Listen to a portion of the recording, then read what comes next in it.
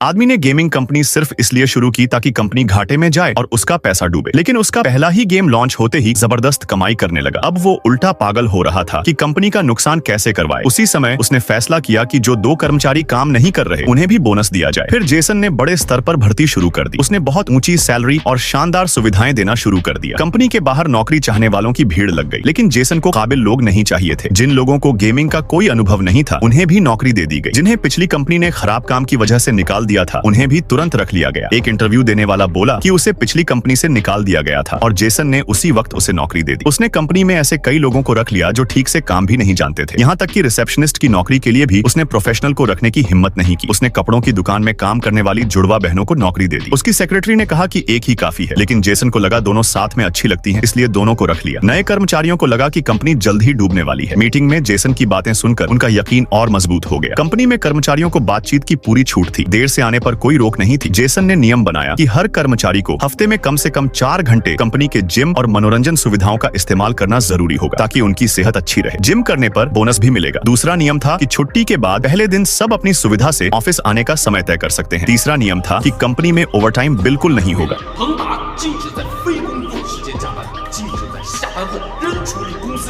ये सब सुनकर कर्मचारियों को लगा कि उनका बॉस थोड़ा अजीब है। शाम होते ही जेसन खुद खड़ा होकर देखता कि सब कर्मचारी समय पर ऑफिस से निकल जाए, लेकिन उल्टा हुआ। इतनी अच्छी सुविधाओं से कर्मचारियों का काम करने का उत्साह बढ़ गया। उन्होंने जल्दी ही एक नया गेम बना डाला। ये देखकर जेसन घबरा गया। उसने कहा कि सब लोग इस प्रोजेक्ट पर बहुत ज्यादा मेहनत कर रहे हैं। उसने सुझाव दिया कि सब लोग टीम बिल्डिंग के लिए मालदीव चले, लेकिन ये साफ लग रहा था कि वो सिर्फ काम रुकवाना चाहता है, इसलिए ये मंजूर नहीं हुआ। तब जेसन ने कहा कि सबको दूसरी कंपनियों में जाकर सीखना चाहिए और उसने कर्मचारियों के लिए कई पेड लर्निंग ट्रिप शुरू कर दी। आखिरी ट्रिप उन्हें इंडस्ट्री की एक मशहूर गेमिंग कंपनी में ले गई। वहां के बॉस को लगा कि नया कर्मचारी बहुत ज्यादा सुझाव दे रहा है, इसलिए उसने उसे जेसन की देखभाल करने को कह दिया। उस कर्मचारी ने उनकी काम करने की हालत देखकर हैरानी महसूस की, लेकिन जेसन की नजर से दूर एक कर्मचारी चुपचाप बहुत मेहनत कर रहा था। जेसन को इस बात की बिल्कुल खबर नहीं थी। समुद्र किनारे बाकी कर्मचारियों को मस्ती करते देख जेसन बेहद खुश था। उसे पूरा यकीन था कि इस बार कंपनी जरूर घाटे में जाएगी।